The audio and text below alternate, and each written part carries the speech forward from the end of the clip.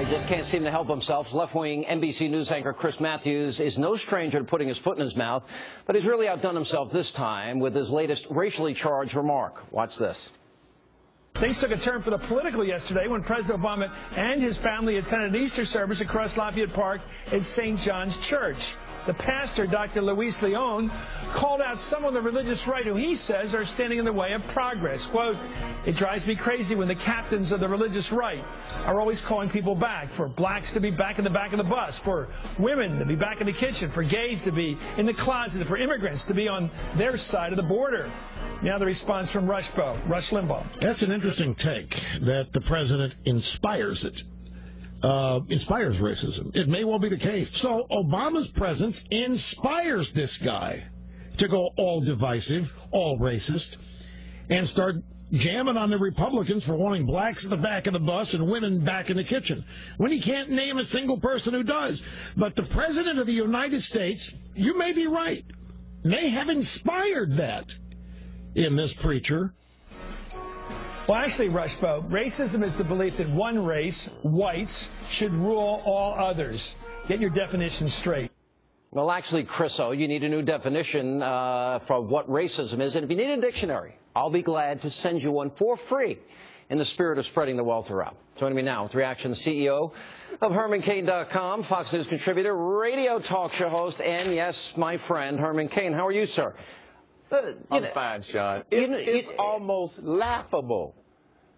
It's laughable, Chris Matthews is saying. The dictionary, is he saying here, the definition, racism is a belief that one race, whites, should rule all others. That's not what the dictionary says. The inherent belief in superiority of one race over another. It's very clear. There could be people of different races that are racist.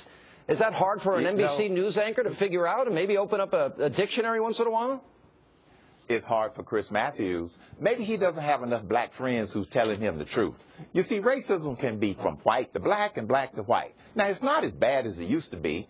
And for him to say that it's just white to black, that is ridiculous. I have a question for Chris. When Louis Farrakhan's magazine says, "The God who teaches me tells me the white man is the skunk on the planet Earth," is that racism? Sounds like it to me. It is racism. It can go either way, Sean, and Chris should know better for him to make that sort of statement. But then the other thing that this preacher talked about, pushing blacks to the back of the bus and pushing women in the kitchen, come on. If the only way they can get ratings is to say outrageous things in order to try to create some sort of controversial narrative, that is a pathetic display of trying to basically have a program where they want to try to help people. They're not helping anybody. They're misinforming people. But this is a problem. This is now the narrative that, and I think Rush made a good point here. Obama, Joe Biden, they're going to put you all back in chains. I can trace the history of the Democratic Party, 1998, Missouri, radio ad, you elect Republicans, black churches will burn. The NAACP ad in 2000, and many, many others. Let's just take a look at, this is now NBC News. Now, supporting this, watch what everything is a dog whistle, racism. If you dare to disagree, have honest disagreement with the president. Watch this. Up next, what did Paul Ryan mean when he blamed President Obama's victory last week on the urban vote? Do you like that word? Is he blowing that dog whistle again? This stuff about getting rid of the work requirement for health for welfare is dishonest. Everyone's pointed out it's dishonest, and you are playing that little ethnic card there. They keep saying Chicago, by the way. Have you noticed? Chicago. They keep saying Chicago. That's another thing that sends that message. This guy's helping the poor people in the bad neighborhoods, screwing us in the burbs. There's a lot of black people in Chicago. A dog whistle's a dog whistle, Clarence. A trumpet call is another. Shock and jive has a particular ethnic connection, not necessarily bad in all cases. It's slang. It doesn't mean evil. But to throw it at the president as an ethnic shot, well, pretty blatant. I look at Obama as a perfect American. The guy went to school. He never broke a law. He did everything right. He raised a wonderful family. He's a good husband, a good father. My God, I don't think he's ever got a speeding ticket. The guy does everything right. And these right-wing, and he's really been pretty moderate on guns until the horror of Newtown. And I don't know what they're so afraid of him for, except he happens to be black. Perfect American. He's done everything right, never broke a law. He smoked pot and snorted cocaine. Somebody tell this guy. What is wrong with him? You know, I have one word for Chris Matthews. Hopeless. Okay, when you have to look for coded racial implications, you look, the liberals, like Chris, have two tactics, Sean, the race card and class warfare. And if they can't see it overtly, they try to come up with ways to imagine it so they find it covertly. Chicago's racist?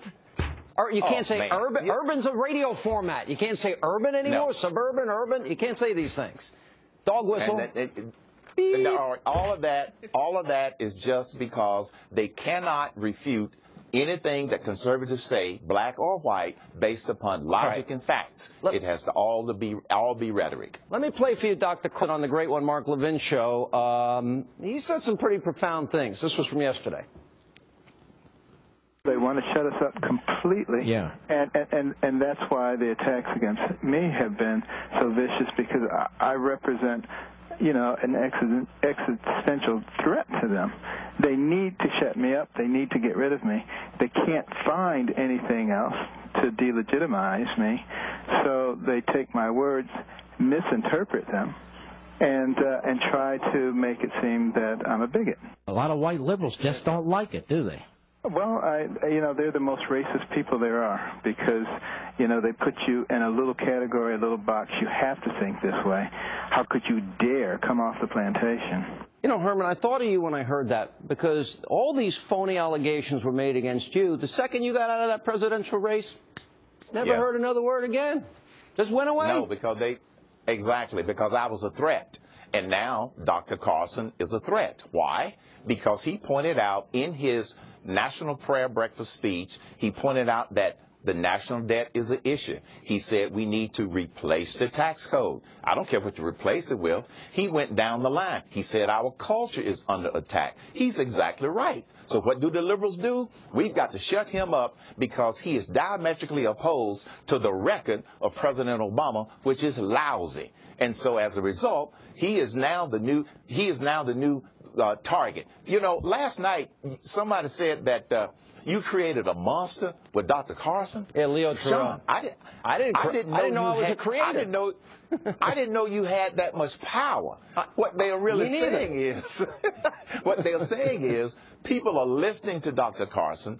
They're listening to me. This is why I get a lot of attacks because of my radio show and things like that. There's a whole group of conservatives, black and white, that get attacked simply because we're trying to tell people the truth. Yeah, I think it's sad what has happened. It is sad. That it is socially acceptable to call conservative African Americans any name you want as a means of intimidation, and it's got to stop. And you know what? We're going to make it stop somehow. Good to see you.